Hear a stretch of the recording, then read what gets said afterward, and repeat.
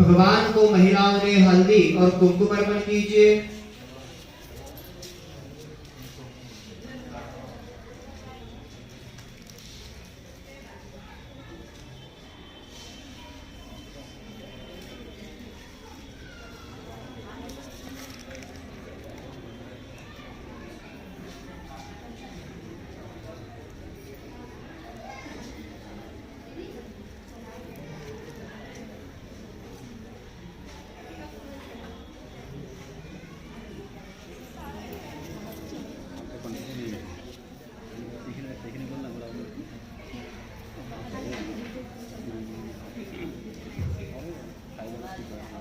अभी साई सत्यनारायण पूजा की कथा शुरू हो रही है। सवेरे कथा ध्यान से श्रवण कीजिए।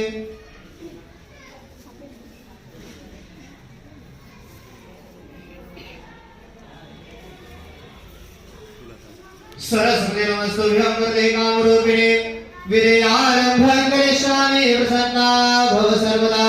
नमस्ते शारदे देवी वीरापुस्तधारिणे वीर्यारंभ करिष्यामि प्रसन्ना भव सर्वदा। श्री गणेशाय नमः। श्री सरस्वत्यै नमः। श्री गुरुभ्यो नमः। श्री सद्गुरु साईनाथाय नमः। एक बार नैमिषारण्य में सूत मुनि और शौनकादि ऋषि किसी शास्त्र के ऊपर विचार कर रहे थे। उसी समय शौनकादि ऋषि ने सूत मुनि को मानव कल्याण के लिए प्रश्न किया कि हे भगवान, मनुष्य देखो अपने अपने पूर्व कर्मों से दुख भोग रहा है, कर्मों का फल भोगना ही पड़ेगा, किंतु परमेश्वर की सेवा करने से भोग कम हो जाए और दुख ही कम हो जाए, इसलिए कोई व्रत हो तो हमें बताइए।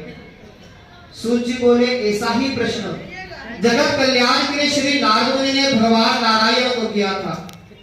त्रैलोक्य के भ्रमण करते करते ब्रह्मर्षि नारद मनुष्य लोक में आए तो मानव को दुखित अवस्था में देखकर विचलित हो गए और वैकुंठ धाम चले गए।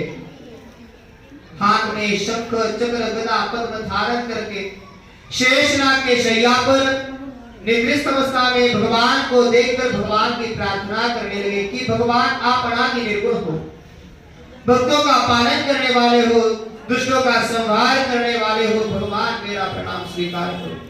प्रार्थना से प्रसन्न होकर भगवान ने नारद मुनि को आने का कारण पूछा तो नारद मुनि ने बता दिया, भगवान मनुष्य लोग नाना प्रकार से दुखित होकर भोग भोग रहा है, आपका विस्मरण हो रहा है, आपके चरण कमलों की कोई सेवा हो, कोई व्रत हो, जिस कारण मनुष्य देह मनोवांछित फल पाए और धन्य हो जाए।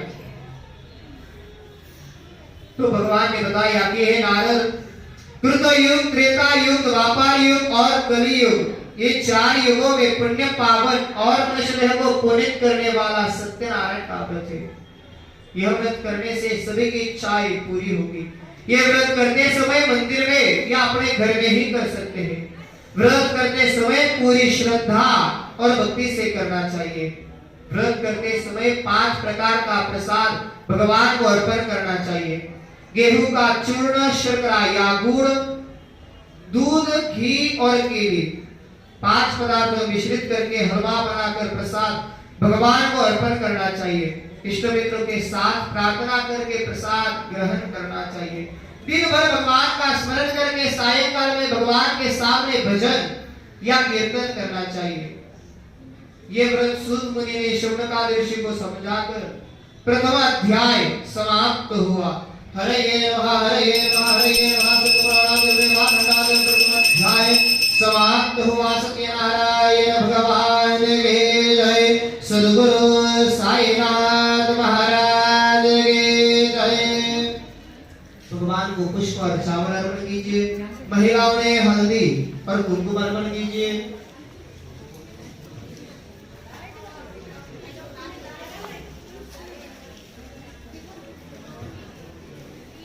द्वितीय अध्याय।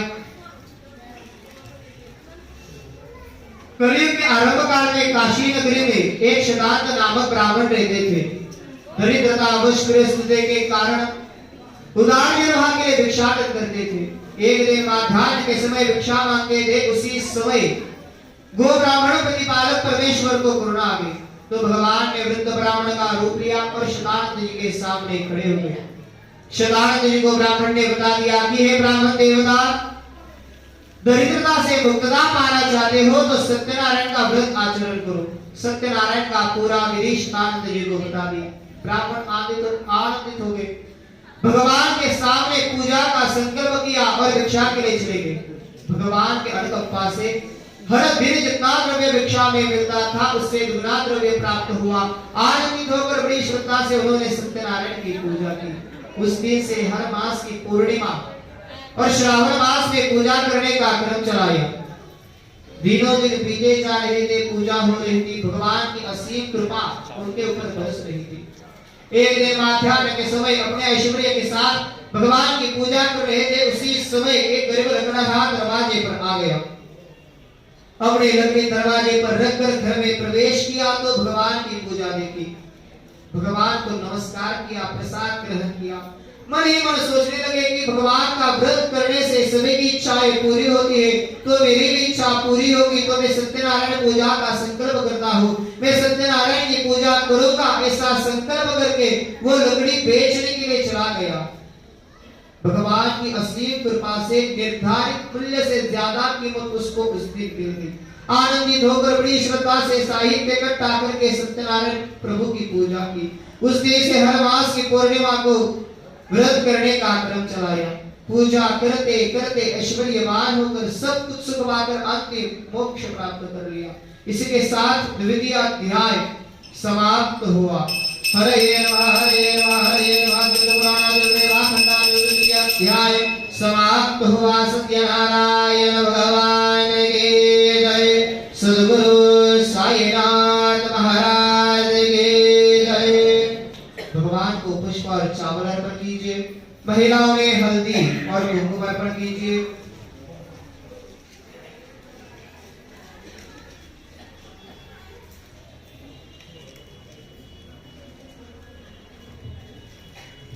तृतीय अध्याय। प्राचीन काल में उल्कामुख नामक राजा अपने धर्मपत्नी के साथ नदी के किनारे प्रभु की पूजा कर रहे थे। उसी समय नदी में से एक नैया आई, जिस नैया में सोना चांदी और जर्जवाहिर का व्यापार करने वाले साधुवानी नामक वैश्य आ रहे थे। दूर से देख लिया तो राजा किसी भगवान की पूजा करते दिखाई दिए, तो पूजा देखने का प्रस्ताव किया। अपनी नौका नदी के किनारे लगा दी। राजा के सामने हाथ जोड़कर खड़े हो गए। राजा को प्रश्न किया कि हे राजन, आप कौन से भगवान की पूजा कर रहे हो? इससे क्या फल मिलता है? कृपा करके हमें बताइए। राजा बोले, इस व्रत को सत्यनारायण कहते हैं। सत्यनारायण का व्रत करने से सभी की इच्छाएं पूरी होती है। संततिहीन को संतति प्राप्त होती है, संपत्तिहीन को धन प्राप्त होती है, बंधन में पड़ा हो तो बंधन से मुक्त हो जाता है, और रोग से जर्जर हो तो रोग से मुक्त हो जाता है। ये सुनकर आनंदित हो गए साधुवानी।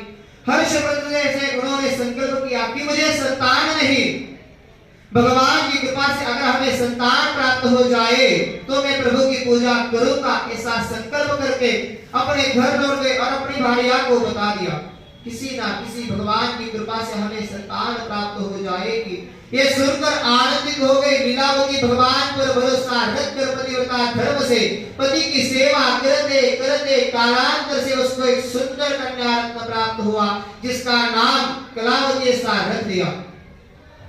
दिनों दिन बीते जा रहे थे, कन्या बड़ी हो रही थी। अपनी कन्या उपवर हो गई है, यह देखकर शादी का प्रस्ताव किया और रत्नसार नगरी से सुंदर वर संशोधन करके बड़ी धूमधाम से शादी मनाई। किंतु शादी मनाते समय भी भगवान की पूजा की याद नहीं रही। घर में मंगल कार्य हुआ तो भी भगवान की पूजा का संकल्प पूरा नहीं होता, मन्नत पूरी नहीं होती। ये सोचकर भगवान की अवकृपा हो गई। इंसान के ऊपर अगर भगवान की अवकृपा हो गई तो इंसान को नाना प्रकार के दुख सहने पड़ते हैं, हर संकट को मुंह देना पड़ता है। इसका उदाहरण साधुवानी है। शादी के बाद दामाद को लेकर साधुवानी चंद्रकेतु राजा के नगरी में व्यापार करने के लिए चले गए। व्यापार करते करते एक दिन अचानक राजवाड़े में चोरी हो गई। चुरावा धन लेकर चोर भाग रहे थे। उसी समय राजा के सेवक ने देख लिया।